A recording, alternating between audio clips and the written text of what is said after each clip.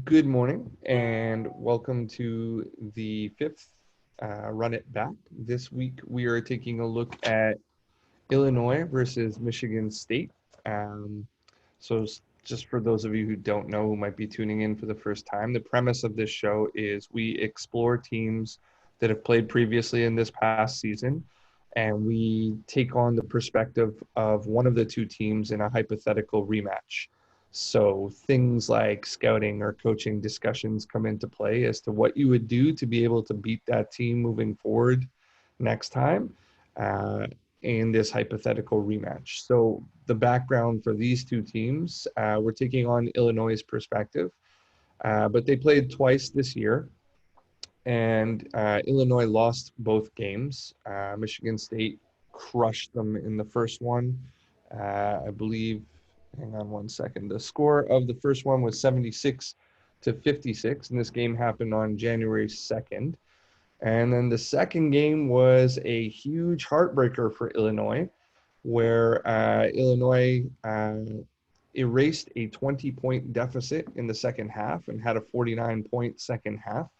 And in fact, had the lead with 16 seconds left in the game, and had really clawed their way back into the game to make it into very much a ball game. And I thought should have won overall.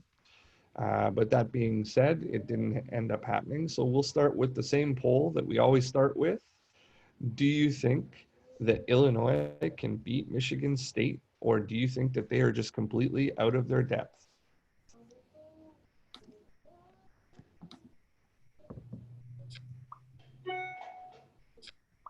Somebody's email's going nuts this morning. All right, so we've got a couple yeses and the one no. And I want to hear the no. Who's who says no and why? Let's see if we can change our mind during this discussion. That was me. I thought that Michigan State was just a really tough matchup for Illinois. I thought, they had their two big guys that they like to play with I don't even want to begin to pronounce the other guy's name, and the European guy and Kofi. And I thought that was hard for them to match up with their two bigs. I think Michigan State went away from their two big lineup and they had a little bit of success, and Illinois kind of clawed it out with turnovers and offensive rebounds, and the effort was phenomenal. But I think that they were kind of overmatched with Michigan State, and I thought that Michigan State was clearly the better team in both games. I would agree that I felt that they were the better team in both games. I did actually think that it was still winnable. I think going forward, they would have to have that home crowd momentum. I don't think they could go to state and win. Like, I don't see that momentum happening there. And I'm going to go out on a limb and say his name is Bezan-Ishvili. Okay, there we go. Does that sound right? Bezan-Ishvili? It's close enough. I mean, From the it was Republic. probably better than anything that I would have came up with. There you go. From the Republic of Georgia. You guys get so many more international recruits than we do in Canada. And I'm going to take a 20-second timeout and just give a shout out to Mendel, who's on Rising Coaches. I'm actually rocking one of Mendel Middy's training shirts, and that just came today, so I thought I'd throw it on for this. So big shout out. If you guys are in the Minnesota area and you need some training, definitely check him out. But that being said, I'm going to start here. The three-point shooting woes of Illinois. So Michigan State is actually number one in the Big Ten in defending the three-point line, and Illinois is 310th in the NCAA in three-point shooting at 31.3%. So to me, one of the major differences that showed up in these games was like in the first game, let's say first half, Illinois is 0 for 11 from the three-point line. In the second game, they're 3 of 7. Sorry, in the second half, they're 3 of 17. In the second game, overall, they only shoot 5 of 18, so they take less attempts. So the question remains, the other thing was the effective field goal percentage for Illinois. So Illinois' effective field goal percentage becomes 48.3, which places them in the 235th range. Versus State shoots 52.6, which places them at 47th. So can you beat a team like Michigan State with poor three-point shooting in today's game? And if your answer is yes, how? What are the things that you're looking at doing? Morning, Brant. Morning, Dakota. Morning. So I don't know what happened the first time I got kicked out. I couldn't said I was in the meeting and I couldn't see anything. So. I don't know why that happens when it happens. It's definitely happened to me before. You're just stuck in the lobby. Yeah. And it kept, I tried to quit Zoom and my little thing said, leave meeting. And I was like, oh, all right. I think you can win, but for it to happen, you would also have to not allow Michigan State to make threes, which would be difficult. I think if you're going to beat them not making threes, you got to limit their three-point makes, and you have to out-rebound them by a pretty wide margin, I think. Yeah, you guys want to know something ironic? Right this second, I just got an email from this guy sends out plays of the week, and it's from Illinois. It's from a guy who's with Illinois staff. That's hilarious. Sorry, what were you going to say? I think it was Clay who was just speaking. Yeah, I was just going to say I think Illinois did a really poor job of just creating quality three-point looks. From the little that I saw from the first game, they were taking pretty heavily contested shots pretty late in the clock. Right. And I think one of the ways that, at least with them, that they could at least create potentially better shots was to play through, I can't remember what number he was, 21, their starting five. The big guy. I think I think they could have done a better job of finding him earlier in possessions, because if you go back and watch most of their clips, he was obviously taught to rim run early and to duck in as quick as he could. Right. And I thought there were a lot of clips where he was open for several seconds and they just either didn't look to him or just decided not to punch it into him. And I think that would be a pretty viable way for them to maybe not create more consistent three-point opportunities, but to at least use his gravity to at least later on in the game pull more defenders in, and then maybe he could spray it out to more people. For sure. I would agree. So for me, I don't have the benefit of coaching a guy who's a back to the basket traditional five type thing, which is what I would classify him as. Yeah. He does run the floor well, but in the half court, you're not getting a three-point shot out of that guy. I think you want to punch him low. You want to use his size. I mean, he's a legit 7 feet. He's, I think they list him at 240. He looks bigger than that. He's a big guy. So I would definitely be trying to do some sort of cutting action off of his post, have some sort of post counters, maybe a baseline drop off, whatever, that type of stuff. And they went away from that. And I think in the first game, they went away from that because he got into foul trouble early. And then they never really reestablished him later on. But in the second game, it didn't really look like that was part of their plan at all. So, I mean, would we say that the prevailing belief in here is that it is possible to win without good three-point shooting, even against such a good team as Michigan State? Well, whenever you say good three-point shooting, are you playing off the assumption that they're creating good looks? Because I think if you're creating good looks and you're not making them, that's one thing. But if you're taking heavily contested looks and you're not making them, that's a different thing. So I think you need to clarify whether or not they're getting good looks or not, which I didn't think they were in that first game. Yeah, that's an absolutely fair question, Clay. So for me, the interesting thing is when you look at – so if you're scouting Illinois, right, and you look at them as being a poor three-point shooting team, shooting the percentage that they're shooting – you don't often take that scout and then be like, oh, well, how many of those are heavily contested versus how many of those are just not falling type deal. And you should usually only watch 3 to 5 games. You don't get the sample size of the whole season type deal. So for the purpose of this, if I was the coach on a short turnaround, Coach Underwood, and I'm like, hey, how do we beat these guys?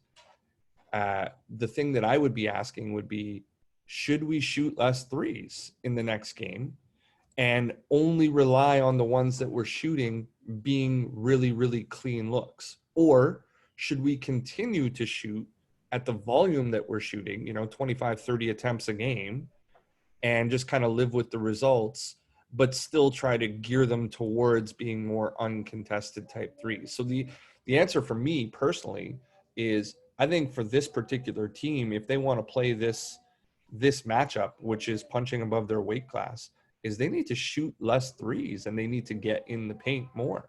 And like, granted, my point of view is skewed because, you know, I played in the 90s where we were back to the basket and games were 70 points and you threw it into the big guy because that's what you did. That made sense. I'm bigger than you. Give me the ball. And the game has changed and it's gone away from that for sure. So for me, I would be of the mindset of, hey, let's shoot less threes, and can we actually do something actionable to make that happen? How does anybody in here feel about that? Well, I think. Oh, go ahead. Okay. Well, I think the biggest problem with Illinois and like saying like, okay, well, we should go to Kofi more, or we should do this, is you don't have a respectable 3-point shooter out on the floor. So when you dump these into Kofi, there were times in the first game. Well, first they were going to like high-low a lot with Bijkevizvili or whatever. You try to get me to pronounce that, but you're trying to go with this high-low, and it wasn't working out. They were overplaying the high-low. Had a turnover off of it, had a tip off of it. Didn't get very good looks off of that, and then they're looking for him, and transition could be the option. But to me, the spacing was just bad because Michigan's overhelping on the post, and there's no need to not overhelp because you're not hitting threes. I think in the second game, Kofi had a little bit better of a game, even though he did play more minutes, because the threes that they had kind of came in a timely manner when they were starting to make their run. And that backed Michigan State off a little bit from helping. But in the first game, I think that paint was just so clogged, even when they drive too, that paint's so clogged that you might get good looks, but teams are going to live with bad shooters taking shots. All right, interesting. I think the ways to win without shooting as many threes, and like there's numerous ones. So like ball movement, player movement, dribbling into the paint more and dribbling to finish at the rim more. But then the bigger ones for me are stealing the ball defensively and getting out and running in transition. And as a coach, do you think that these are things that you can get your team to do more? Or is it just kind of like a talking point that you say to your team, like, hey, we're trying to steal the ball more? Or are there actually defensive schemes that like that you can switch into to make you do that more? Are there offensive mindsets that you can put yourself in to be able to do that more? And I think the answer is yes, but I'm curious to hear what you guys think. Yeah, definitely. Go ahead, Clay. Sorry. I was just going to say there was one team that we played. She's now at Grand Canyon. That one of their biggest strengths was creating turnovers and running in transition. And the biggest reason why they were successful at it was because of their full court pressure defense, where they would run and jump almost every defensive possession. And that was why they were successful at what they were successful at. So yeah, I do agree that there are things you can do defensively that can help facilitate those scenarios more often than not. Would you do them personally? Would, like, if you're unless like it was like a completely necessary thing. So like for the most part, my defensive philosophy wouldn't allow or wouldn't let us do that. I like the idea of doing something like that, throwing that kind of defensive scheme out there in certain situations just to junk up the game. Maybe not so much we're going to do it throughout every single possession, but maybe out of a timeout or maybe late in the game. Like if we're down and we're like, so like say we're down 2 and the shot clock is off and we have to foul. So I like the idea of maybe running and jumping and seeing if you can get a trap before you foul. And then obviously fouling if that's what's needed. But for the most part, I don't like. Sorry to jump in over top there, but to you, it's not sustainable to apply a lot of pressure over a long period of time. So like the reason I'm asking is like in the first game, Illinois gets blasted, right? They lose by 20. It doesn't look like they were ever really in that game at all. And like the focus of most of the stuff I'm talking about is from the second game because it looked like they had a chance. But in that first game, Illinois shot the ball 15 times more than Michigan State did. Mm-hmm. So like you need more possessions to be able to beat this team. That's just what it comes down to. So if I'm in the coaching room with you guys and, you know, I'm Coach Underwood and I'm turning to you guys as my staff, how the F do we get more possessions, right? In the second game, we stole the ball 10 times as opposed to 2 times in the first game. And that is a major difference to me. So what am I doing differently? What is actionable? How am I getting those guys to actually steal a ball? Am I top blocking? Am I trapping on screens? Like what am I doing? Yeah, just to answer that, I think there are more things you can do in the half court if you're trying to take away certain things. So like I love the idea of top locking pin downs if you have a shooter that for the other team that is getting free too often. But just from what I was talking about earlier, when it comes to running and jumping, which is what that team did, I don't like the idea of using full court pressure where you're giving the other team the opportunity to create advantages if they're able to break it too often. Just because personally, from what our team saw, we were able to pretty easily break teams' presses, whether it was zone or man, more often than not. So, but I do like the idea of doing things more so in the half court if you're trying to take something away. It's that's actually kind of a perfect segue to where I want to get to, which is actionable items against good passing teams. So I'm going to launch this one for you guys. And for those that are watching, I just want the point of view. Basically, are there actionable items that you can take against really good passing teams as a coach? So let's see what the consensus is in here. Man, like, what do you mean by actionable items? All right, so we'll get into a little bit of video right now, but basically, like if I am a coach and I'm trying to defend a team that moves the ball very well, is Right. there something that I can do to prevent them from moving the ball? Okay. Oh, I can jump in and just give a starting point if that's Yeah, okay. please do. The first, I was actually talking with Ben Sanders or 2 days ago about something similar to this, and the first thing that I thought of was if you're trying to create or keep your team out of rotations. So like the first thing that I thought of was like in pick and roll, if you have like an aggressive coverage with your big, you're obviously going to have an aggressive weak side help, and that's obviously going to create more opportunities to spray out and create driving opportunities that way. And so like an easy way to counter that would just to be to do what Jimmy would probably do and just drop the big even more deeper. And then so that way you don't have to pull in from the weak side as much, or you could probably just stay out altogether. So at least that way the only really window to make a pass would be the pocket with the big. But at least that way you could prevent any spray outs and keep the action too on. So basically you're talking about not really tagging and guarding on the Right. screen. Yeah. So like the low man on the weak side would stay out and not have to tag because the big would be dropped far enough or deep enough to where he could slide back over in front of the big if the point guard were to make a pocket pass per se. Well, that's interesting because in the first game, I thought that on the empty side ball screens that Michigan State ran, they had a lot of success on that short roll pocket pass. Mm-hmm. Interesting. So I think that playing the screen and roll with 2 and not tagging is something that has definitely not made its way into the college game. Yeah. Last year, I tried to do it for about 3 or 4 games. I had a conversation with the head coach from the Raptors 905, and he explained it to me, and it made a lot of sense to me. The problem is that, and I mean, obviously the guys that I coach are quite a bit less skilled than the guys that go to Illinois and Michigan State type deal. But the problem was guarding your own yard and getting back. Like, so we were going over and we were in drop, just like what we were talking about with Jimmy a lot of the time.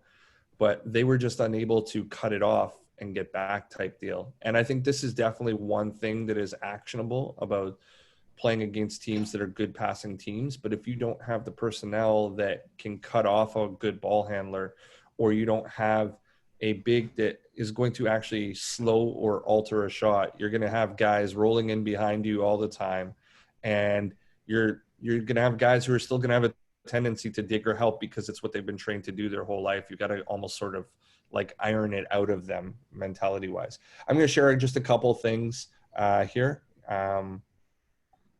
Just so After you you can get it. share, Mental, can I jump in real quick?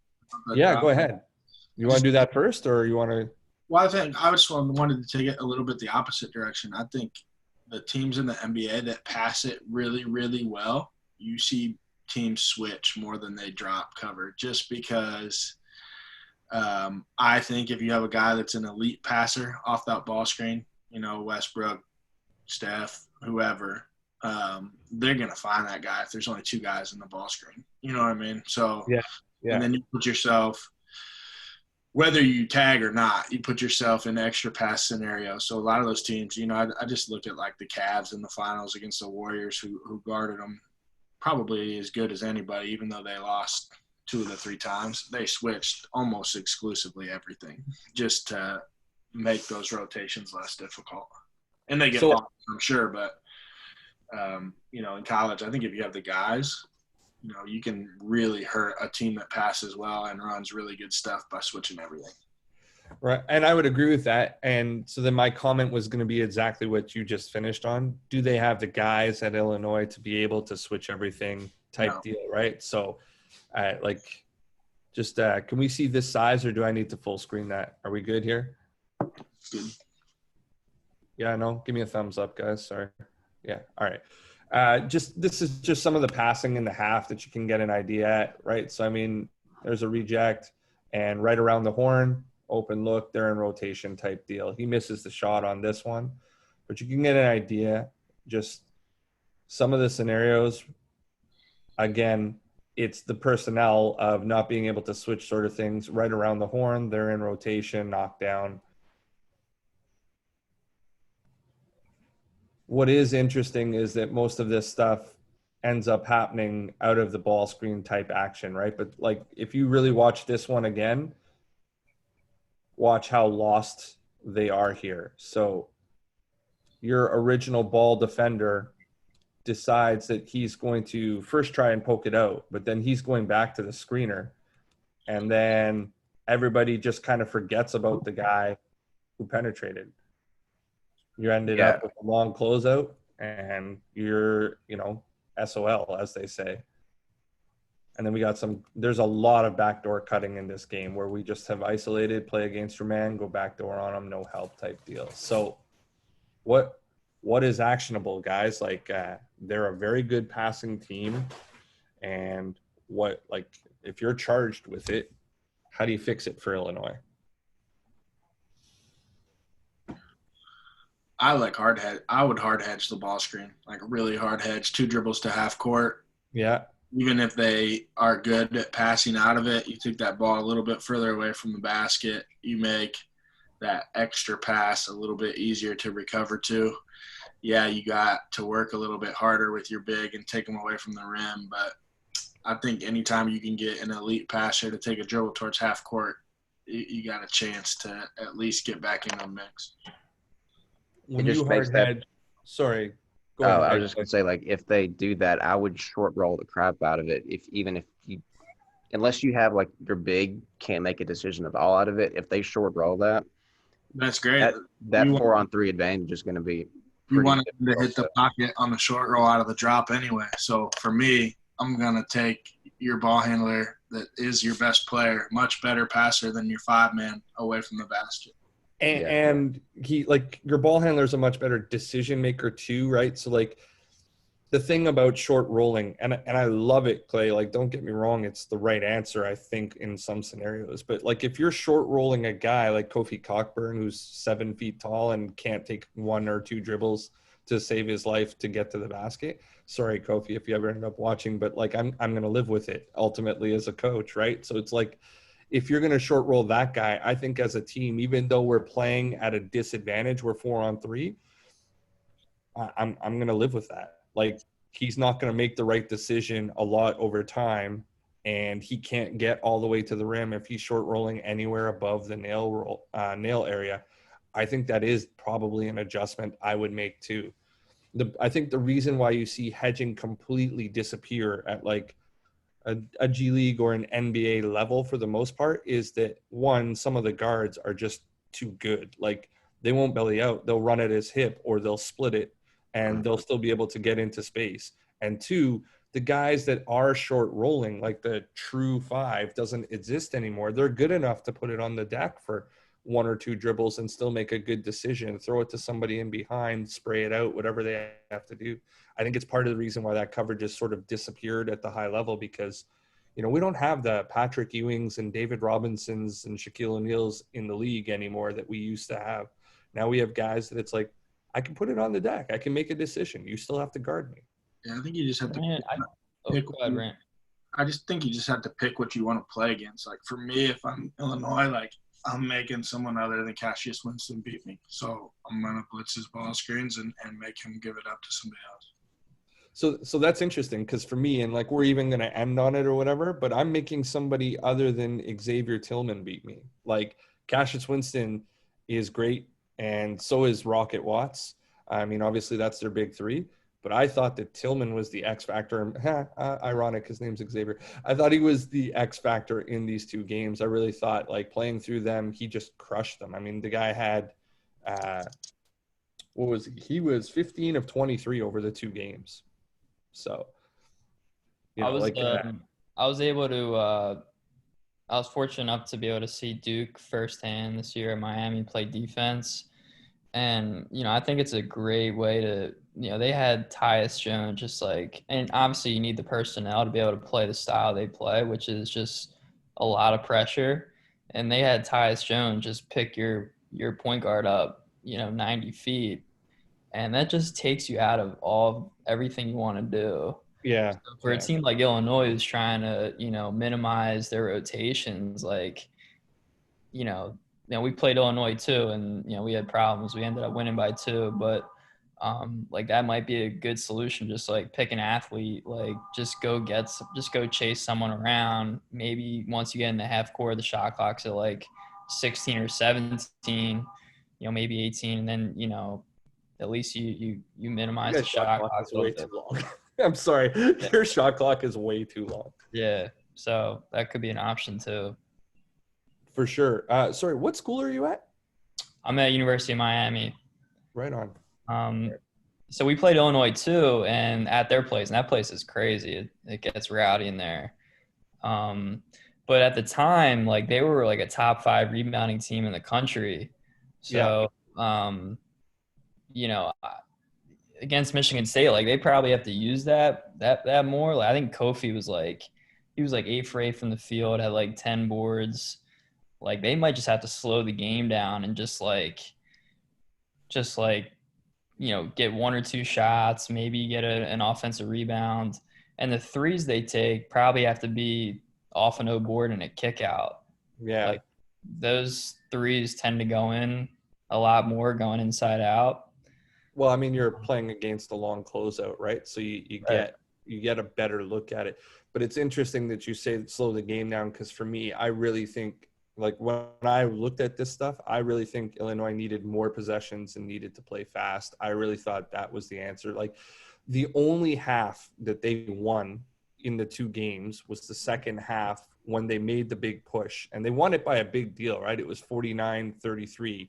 And, in that half, they went 14 of 20. No, sorry. Where are we? They went 14 of 29 and they only shot 7 threes. They were 3 of 7. So like, a lot of that was just getting to the bucket in transition, knifing passes and getting on breakaways. But they were also 18 of 18 from the free throw line. And that came from just getting to the paint, getting a big off the ground and finishing through contact type deal, which kind of brings me to the next thing that I want to ask, which is if I'm your head coach and I'm telling you, hey, I want to play in transition more, and I give these guys, actionable items like, hey, we're top blocking, or hey, we're trying to steal the ball, hey, we're up on ball handlers and we're trying to deflect the ball away, etc.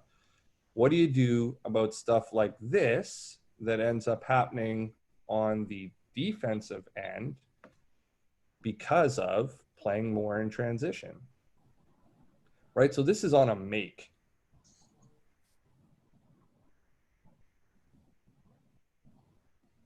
Right? Like that's just falling asleep in my opinion, but that's on a make. And then we turn it over, we're off to the races, and we're just not going to pick up a ball handler in transition. So what do you do about those kinds of mental lapses as a coach where it's like you're not scrambling in transition properly? Or do you just have to live with it in terms of, hey, we're trying to play fast, there's going to be some shitty possessions?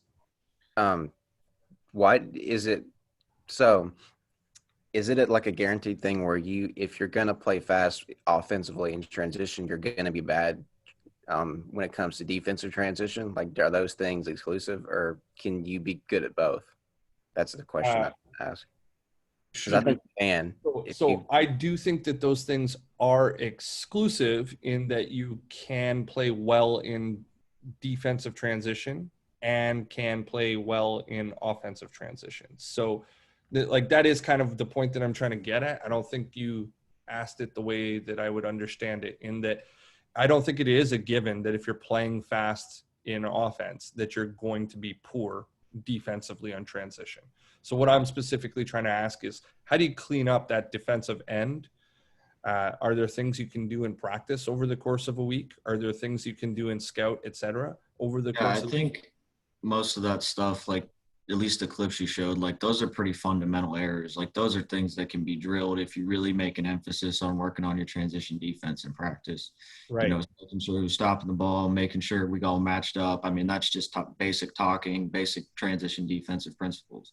And, you know, if you're good at those, obviously with the possessions being maximized with you playing in transition, there's going to be times where you give up an open look, but you can still control that by making sure you hammer down those fundamentals. Because normally when you're in transition, that's where the fundamental errors occur. It's the, you know, you give up, you don't pick up the ball handler, you don't communicate, you have a bad closeout on a swing, like just simple stuff like that.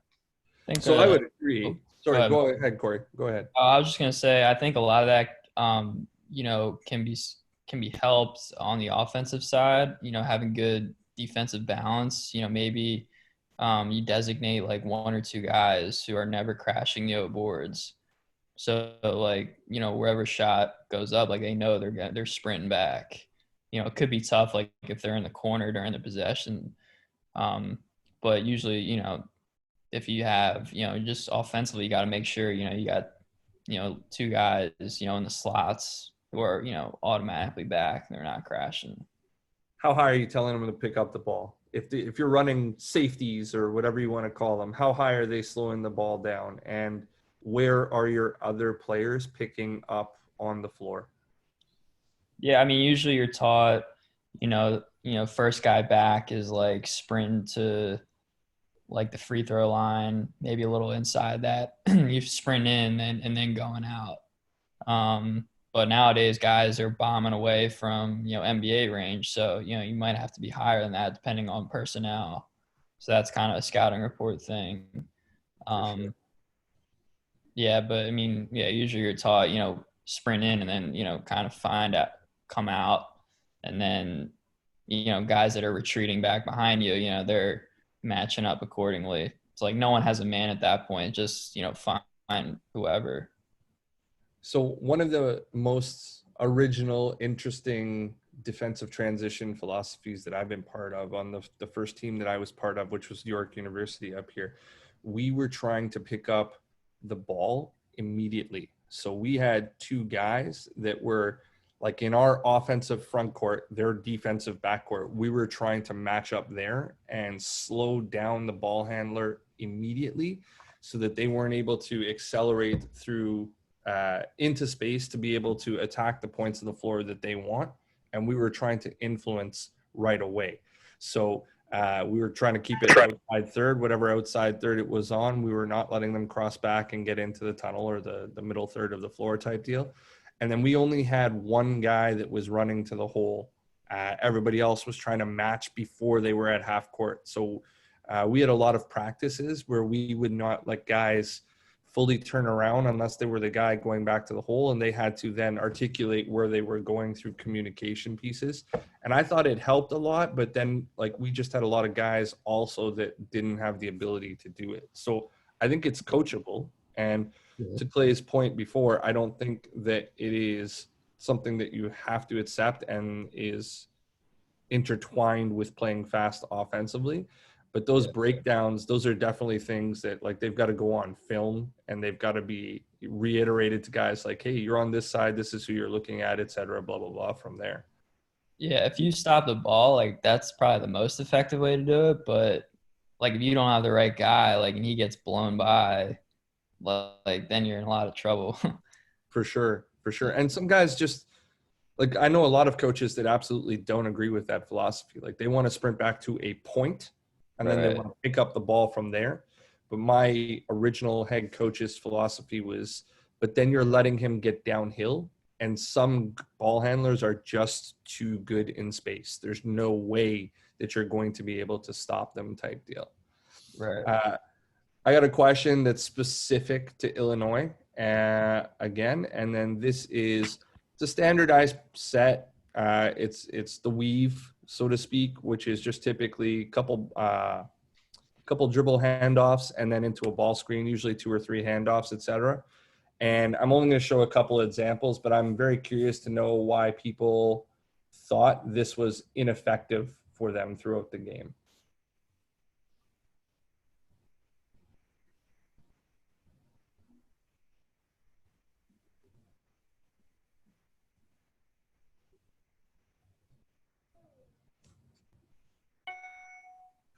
Other than the monster at the rim, of course. So they actually went through it.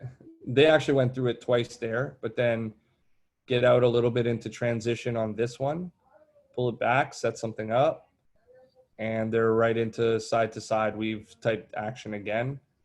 This is actually a little bit more of the delay to begin and then into your ball screen.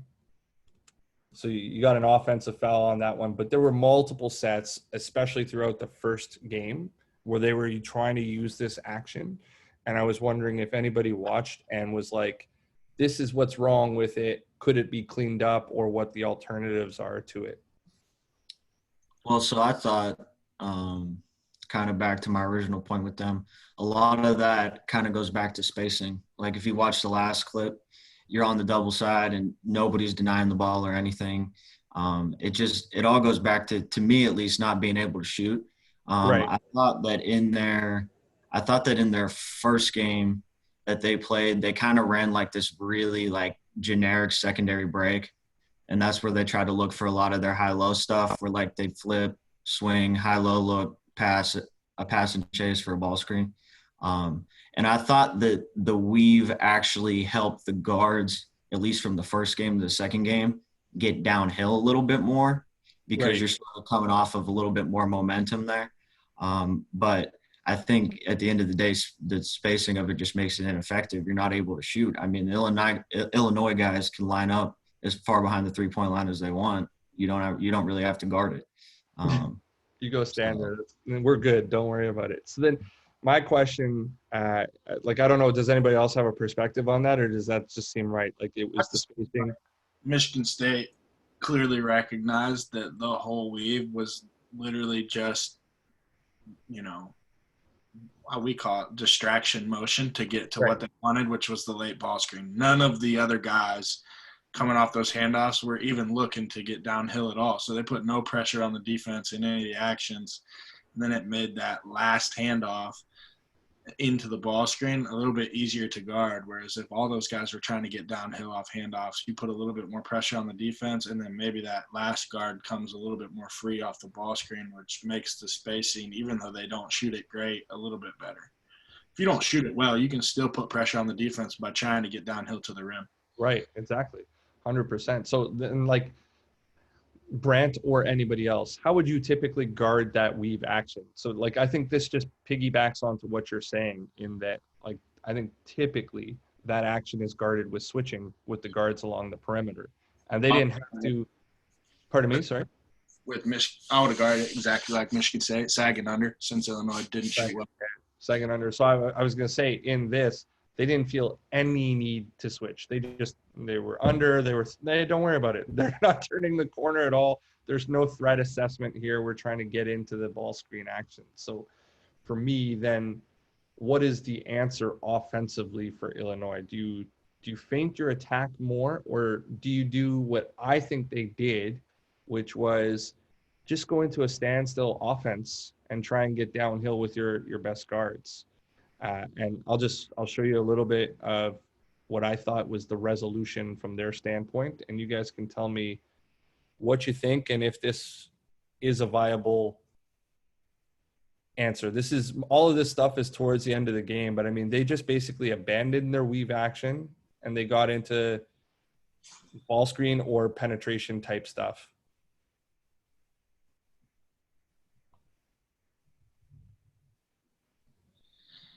Right back to it, right? Like next possession, hey, you can't guard this guy. You're gonna have to deal with it. They get a good offensive rebound. You're gonna have to deal with him playing in the half.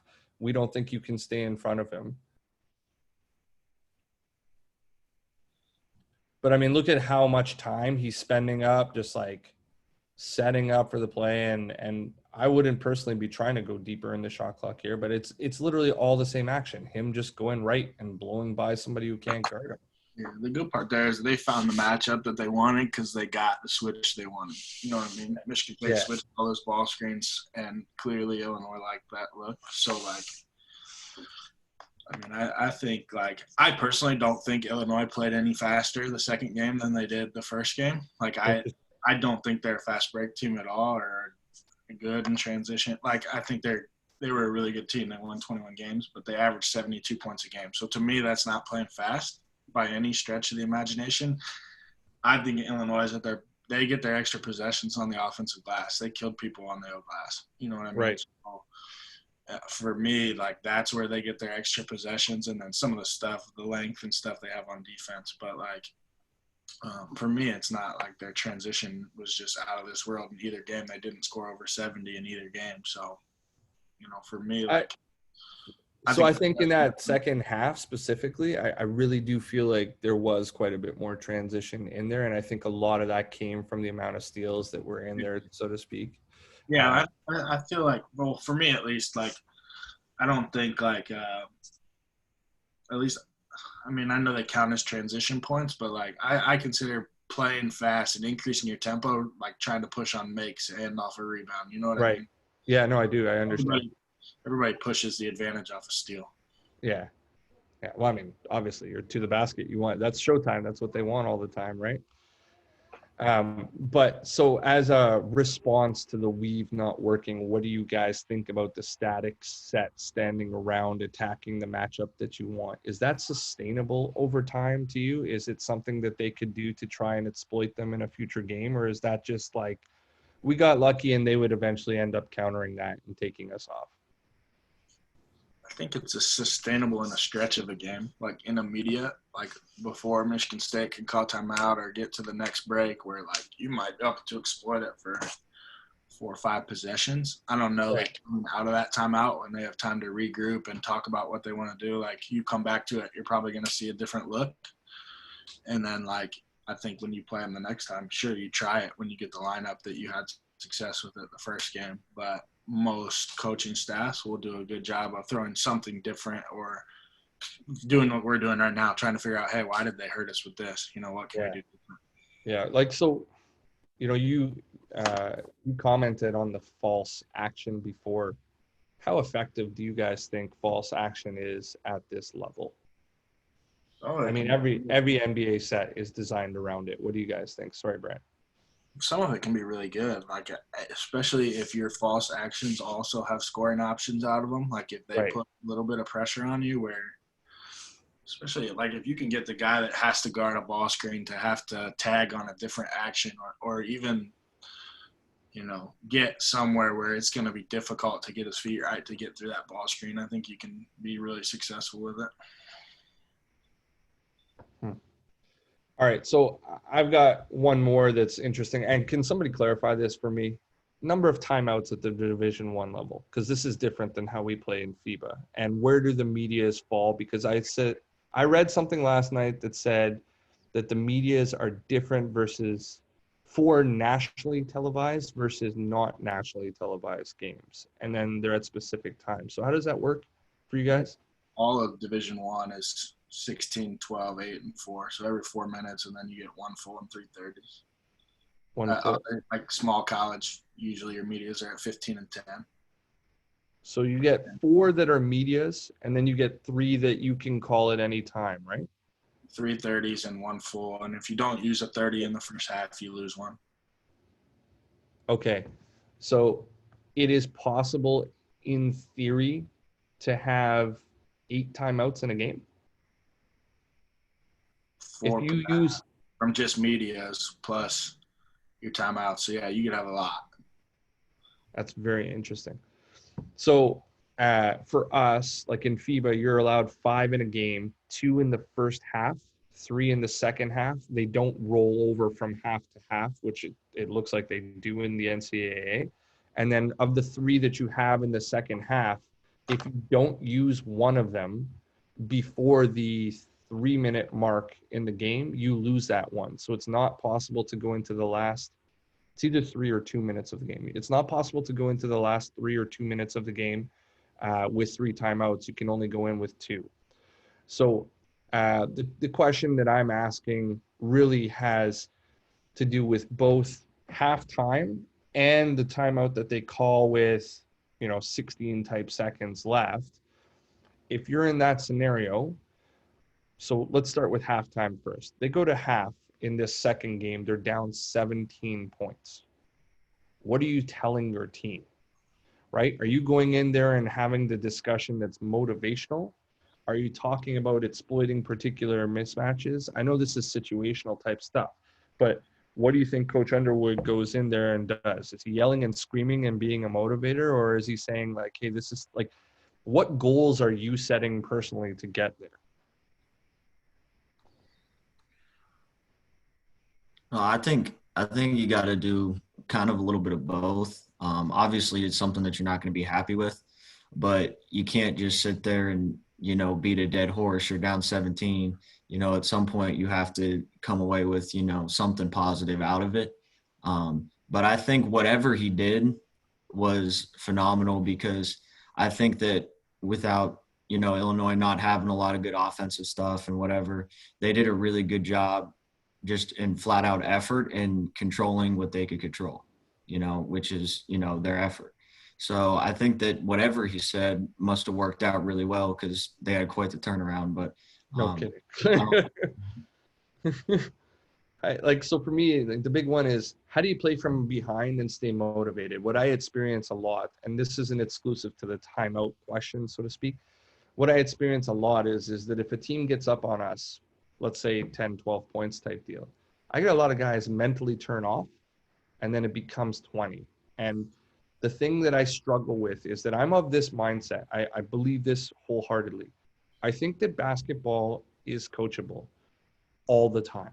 A lot of coaches have the point of view where it's like, there's nothing I can do there. That's a motivation thing. Or there's nothing I can do there. That player has to just be better in that scenario. And I'm guilty of those kinds of comments a lot of the time too.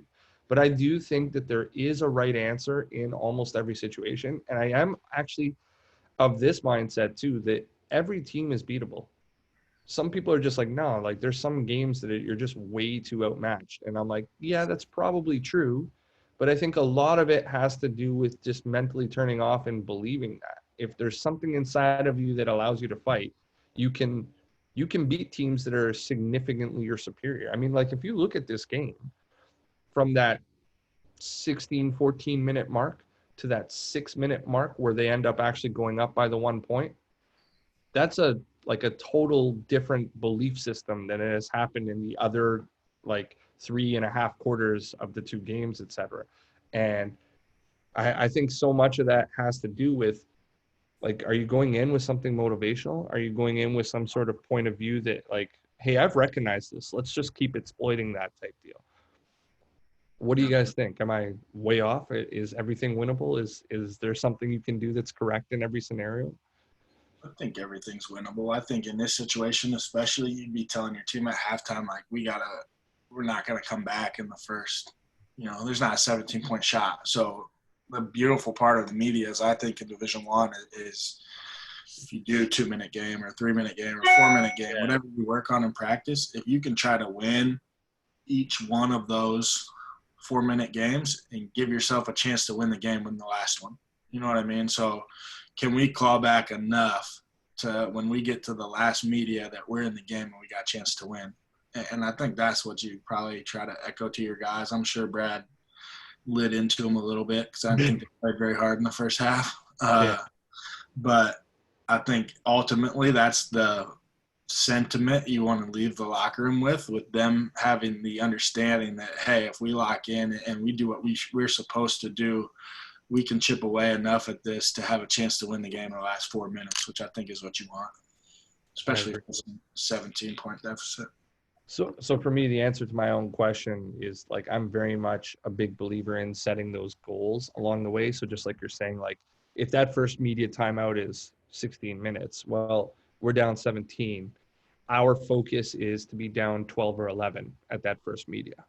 And then by that second media, we want this in single digits, obviously something like 7 or 8, we're in the game. Like we've won those parts of the game, and all we have to do is just continue to win those parts of the game. And if we're ahead of what we're saying, then we're good. But don't, like, I'm setting more short-term goals instead of the overall type deal. So it's like, hey, we can do this. There's going to be 10 possessions in this period of time.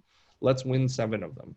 Hey, there's going to be 15 possessions in here. Let's win 9 or 10 of them type deal. And then slowly guys start believing again, because obviously it's a game of runs.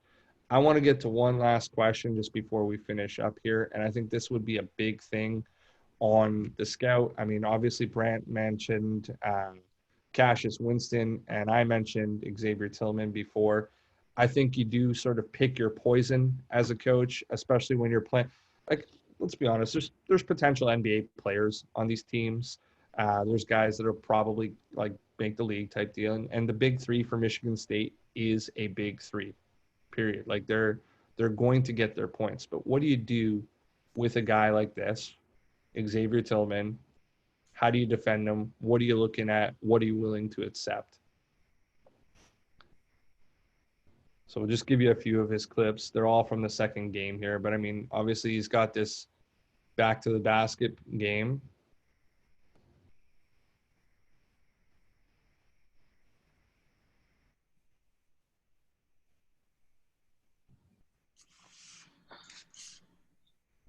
But he can knife passes and get going in the open court.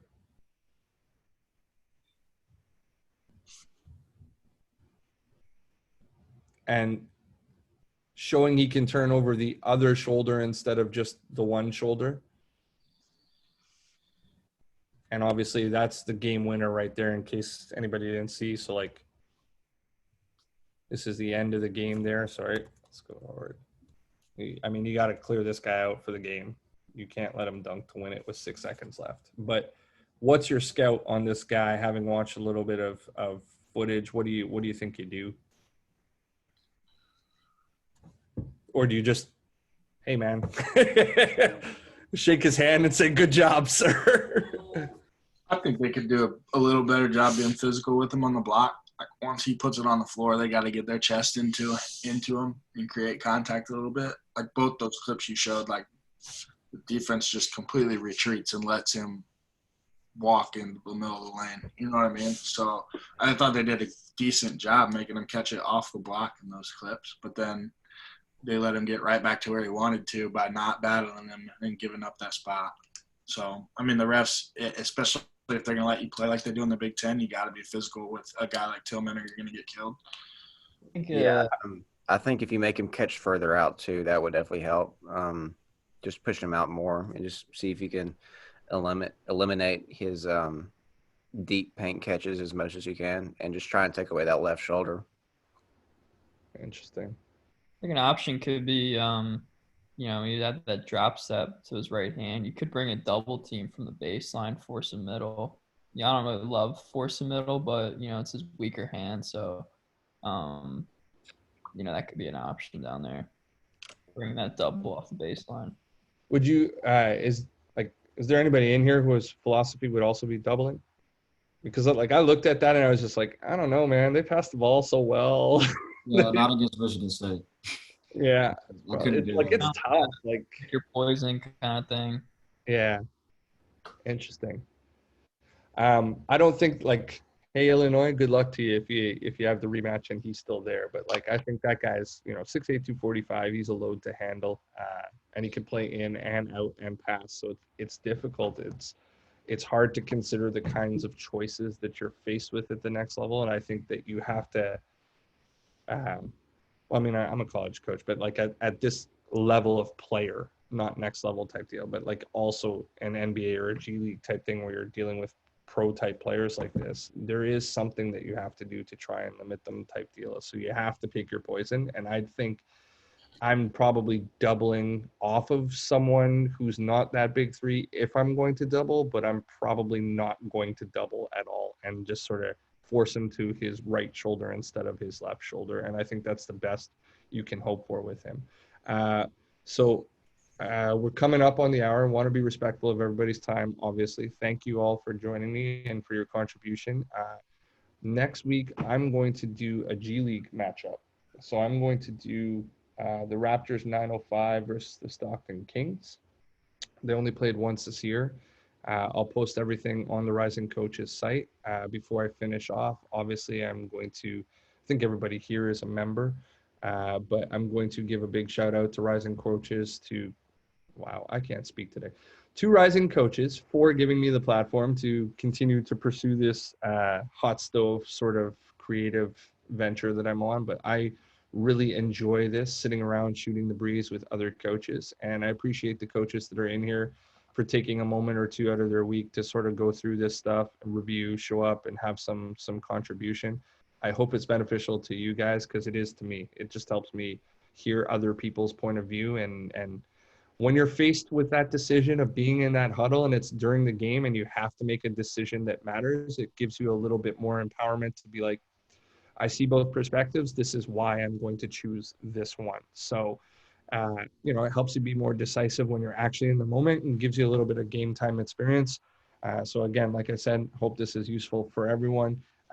I want to tackle a G League game. I want to see what the corrections are like over a longer game. I want to see what the actions are like when they're more complex.